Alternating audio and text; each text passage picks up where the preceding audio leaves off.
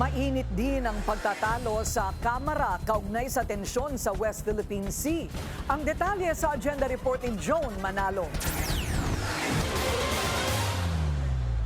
Nagkasagutan sa plenaryo sina House Minority Leader at 4th Party List Representative Marcelino Libanan at Cagayan de Oro 2nd District Representative Rufus Rodriguez matapos akusahan ni Rodriguez na pinoprotektahan umano ni Libanan ng China. Sa privilege speech kasi ni Libanan sa plenary session kahapon, nanawagan ito sa mga opisyal ng gobyerno na maging disiplinado at propesyonal sa pagtugon sa mga issue ng foreign policy. Kabilang na ang usapin ng West Philippine Sea. Bagamat hindi pinangalanan ni Libanan si Philippine Coast Guard spokesperson Jay Tariela, tila ito ang naging basihan ng kanyang talumpati. Matapos ang paggamit ni Tariela ng caricatures ni Chinese President Xi Jinping sa isang academic lecture. Kaya matapos ang privilege speech ni Libanan ay agad na bumuelta si Rodriguez. I am insulted that a member of this Congress will stand up in favor of China.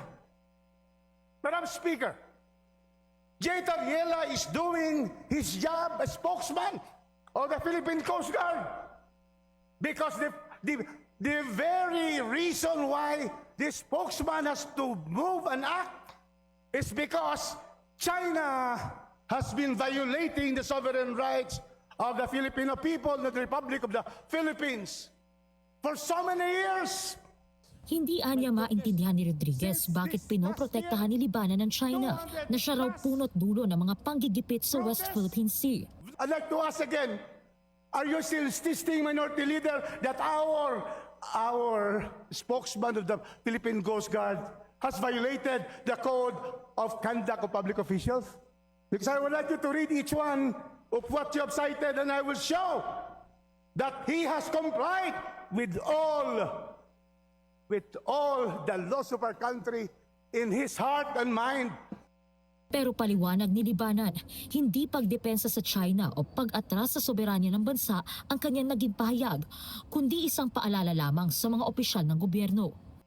This is an honest call for discipline, propriety, and adherence to the standards required of public officials under our laws.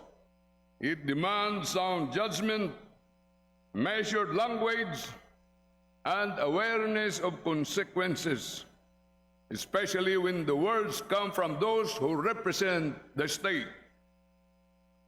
Patriotism is not measured by how loudly we speak, but how responsibly we act. Naging mainit ang batuhan ng dalawa na umabot pa sa paghingi ni Rodriguez na bawiin ni Libanan ang kanyang privilege speech.